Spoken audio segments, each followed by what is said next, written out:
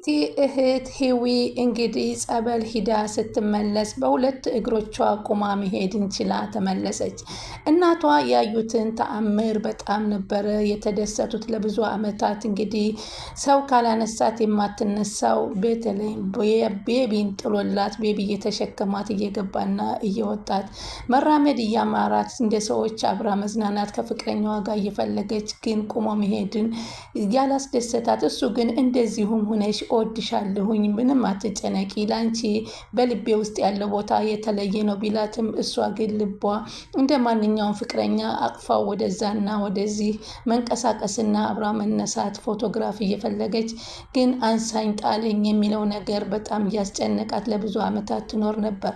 እህቷም ለተወሰነ ጊዜ ቤቲ ስትጠፋባት በቀል ላይ ልትሆን ትችላለች በማለት ውስጧን እያስጨነቀች ነበረ። በዚህን ጊዜም ይህንን ነገር ያነሳሳት የእሱ እናት እንግዲህ አብረው ሁለቱም ቁጭ ብለው ፊልም እያዩ ባሉበት ሰዓት እሱ ወደ መጸዳጫ ቤት በሚሄድበት ጊዜ ደውለው ከልጄ መራቅ አለብሽ አንቺን ሽባ ተሸክሞ ለዘላለም መኖር አይችልም ብለው የተናገሯትን ነገር ልቧን ሰበረውና ራሷን ወደ ፈጣሪዋ አዙራ እስኪ በጸበል ልሞክር እህቴም ነገ ዛሬ እያለች ልታሳክመኝ አልቻለችም። ስለዚህ እሷም ደግሞ በቀል ላይ ትመስለኛለች። እኔ ደግሞ በቀል ለእግዚአብሔር ብዬ ሰጥቼዋለሁኝ በፈጣሪ ምናልባት ልድን እችላለሁ በማለት እንግዲህ ደብዳቤዋን ጽፋ ቁጭ አድርጋ ነበረ ከእናቷ ጋር ወደ ጸበል ሄደችው። ሆኖም ግን እዛ ሂዳ ተፈውሳ መምጣቷ በጣም ደስ ይላል ማለት ነው። አሁን ከተመለሰች በኋላ ቤቲ በእሷ ጋር በአለሜ ጋር ላይ ያደረገችውን ነገር ስትሰማ እህቴ ተይ በቀል አያስፈልግም ብዬ እኔም ነግሬሽ ነበር፣ ቤቢንም ንገራት ብዬ ደጋግሞ ነግሮች ነበር። ለምንድነው የተበቀልሽው? እሷ ምንም የምታውቀው ነገር የላትም። ጭራሽ ደግሞ ምንም ነገር እንደማታውቅ ልታስረዳት ስትመጣ እንዴት ቀድመሽ አንቺ በቢላዋ ትወጊያታለሽ? ለምን አቅርበሽ አትረጃትም ነበር? አንዳንድ ጊዜ እኮ ሳናቀው የራሳችንን ወገን ለማትረፍ ስንል የምንረዳበት ዘዴ አለ። አየሽ አንቺ አለመረዳትሽ እሷን ጉዳት ላይ ጣልሽ። እኔ ግን በፈጣሪ ዳንኩኝ በማለት ተናገረች። ናቲም አሁን እናቱን በቢላዋ ስለወጋችበት አለሜ ጉዳት ላይ ስለደረሰች በጣም ነበረ አንቆ እንግዲህ አንቺ ማትረቢ ነሽ፣ እኔ መጀመሪያውኑም ልጅቷ አላሳዘነችኝም አላልኩሽም ነበር? እዝነት አዝኝላታለሁ፣ ግን እናቴም ደግሞ ጥፋት እንደሌለባት እያስረዳውሽ ነበር። አንቺ አልፎ ትሁት እንኳ ልትረዳኝ አልቻለችም ነበር አለ። ትሁትም እንግዲህ በጣም ተደሰተች። ቁማ ስትሄድ በማየቷ በጣም ነው የተደሰተችው። እንዲሁም ራሷ አለሜ በሰማችው ታሪክ ባላወቀችው ነገር ገብታ ስለሆነ በወንድሟ ባደረገው ድርጊት ተጸጽታ ነበር። እኔ እንደውም አሳክማታለሁ ልጅቷን ከጎኗ ሙኜ እንከባከባታለሁኝ በማለት ነበረ ወስና ይህንን ልታማክራት ወደ ቤት ሄዳ የነበረው። ሆኖም ግን ቤቲ ስህተት ሰርታለች። ስህተት አንዳንድ ጊዜ ቆም ብለን የምንራመድበትን ነገር ስንገባ የሚያደርሰንን ነገር ለመመለስ እንዳያስቸግረን መገንዘብ መልካም ነበረ። አሁን ቤቲ እንግዲህ በዚህን ሰዓት በጣም የሚቆጫትን ነገር በአለሜ ላይ እንዳደረገች ነው እንግዲህ የሚሰማት። ምክንያቱም መነጋገር ሳለ ቅድሚያ ምን እንደሆነች ሳትረዳት እንደዛ እሷን ለማስወገድ መሞከሯ ጥፋቷ መሆኑን አውቃለች።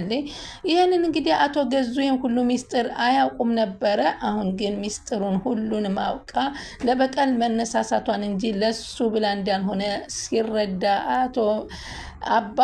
አቶ ገዙ ደግሞ ገንዘቤን በባንክ መልሰሽ መልሺ፣ ለካ የተጫወትሽብኝ ነው፣ ሁሏንም ገንዘብ አስገቢ በማለት ሲላት ችግር የለውም እህቴ እንኳን በጸበል ዳነችልኝ እንጂ ድሮም እኔ ገንዘብ ፈልጌ አልነበረም፣ እሷን የማሳክምበት ገንዘብ አጥቼ ነው የመጣው በማለት ትናገራለች። ቤቢ በጣም የሌለ ነበረ የተደሰተው። ግን ያስቀየመች ማን ነው ሽባ ብሎ የተናገረች ብለው ቢጠይቋትም ቢያፋጥጧትም ሄዊ ግን መናገር አልፈለገችም። ምክንያቱም ቤቢን ማስቀየምም አትፈልግም። ቤቢን እስከወደድኩ ድረስ እናቱንም መውደድ አለብኝ። ነገ እናቱ እንደዚህ ሁኜ ተመልሼ ሲያዩኝ ራሳቸውን ይወቅሳሉ፣ እኔንም መተው ይቅርታ ሊጠይቁኝ ይችላሉ። በዚህ መካከል ማን እንደሆነ መናገር አልፈልግም ስትል አልተናገረችም።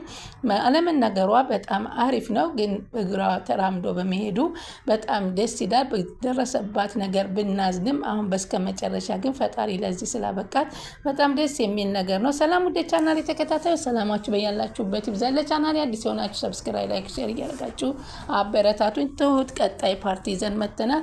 እንግዲህ ባለፈው እንዳያችሁት ልጅቷ በጣም በሰማቸው ህይወት ልቧ ተነክቶ ነበር እና ተነስታ ወደ ጸበል ሄዳ ቁማ በመምጣቷ በጣም ደስ ይላል። አለሜ ደግሞ ይህንን ነገር ሳታቅ እንዳደረገችውና ይቅርታ ለመጠየቅ ብላ ወደ ቤቲ ቤት በሄደችበት ሰዓት እንግዲህ ብቻሽን እንዳትሄጂ እያሉ አባባ ቢያስጠነቅቋትም እሷ ግን ከሰማች ጊዜ ጀምሮ በጣም ነበር ናዝና ምንም መቆየትና ምንም ነገር ማድረግ ብትችልም እኔ አስረዳታለሁ በማለት እባክሽ ልትረዳት አትችልም፣ እማዬን አትረዳትም፣ ቤቲን እኔ በተደጋጋሚ ጠይቄያታለሁኝ በቀል ላይ ናት ብሎ ናቲም ለአባባ ተናግሮ ነበርና ግን ፈጠን ብሎ ቢሄድም ናቲ ሊያስጥላት አልቻለም። አለሜን እንግዲህ አንስቶ እሱም ወደ ሆስፒታል እንግዲህ ድንገተኛ ሆስፒታል አስተኝቷታል። ያለችበት ያው ቢላዋ በጣም ከሆዷ ውስጥ ስለገባ ትንሽ የደም መፍሰስ ስለገጠማት እንግዲህ ደም እንደሚያስፈልጋት ዶክተሮቹ ነግረዋል። ግን ተሽሏት ትወጣለች የሚል ብለው ተናግረው ነበር። ሆኖም ግን እዛ ሆኖ እንግዲህ ናቲም ቢሆን ሄዶ አፈላልጎ ለማናገር እዛው ሰፈሯ ድረስ ሄዶ ጠይቆ ነበር ቤቢን እና የለችም ጸበል ሂዳለች ብለው ስለተመለሰ አሁን ግን ጸበሉ የታ እንዳለ ነገረን ሲሉት ክፍለ ሀገር ነው በማለት እየተነጋገሩ ባሉበት ሰዓት አሁን ይሄን ነገር ባታመጣና እናቴን ሆስፒታል ባላስገባ ኑሮ እሄድ ነበር አባባ እዛው ቦታ ድረስ ሁኜ ይችል ልጅ እኔም ከጎኗ ሁኜ ማገዝና አለብኝ ብሎ ሲላቸው አባባ ደግሞ እኔ ለአለሜ አለሁላት አንተ ለልጅቷ ከቤቢ ጋር ሂደህ ጸበል ቦታ ብታይ ደስ ይለኛል በማለት ይናገራሉ። አልክ እንደ አባቴ ሲለው ግን እኔ ገዙ መጥቶ አባቴ አንድ ነገር እንዳያረጋት አለሜን ሆስፒታል ላይ እፈራለሁ ሲለው ምንም አትጨነቅ እኔ እኮ ከምንም በላይ ለአለሜ ያለሁላት ሲለው አባባ አለ እናቴ እሱማ አለህላት እኮ አሁንማ በእጇ ምን የመሰለ ምግብ እየሰራችና ቡናና ሻሂ እየጋበዘች እያበላች እያጠጣች አይደል እንዴ? እሷስ ብትሆን ልትወጣ አስባ የቀረችው እኮ ነገሩን እኮ ለእኛ ግልጽ አላረጋችሁልንም እንጂ እኛም እያወቅን ነው አላቸውና በሳቅ ሞቱ። አዎ ምን ታደርገዋለህ ብለህ ነው? እሷስ ለእኔ ምን አለኝ? እኔ ስለሷ ማን አላት? ብንተሳሰብ አይሻልም ብለህ ነው ሲሉት ሱስ ልክ ነህ።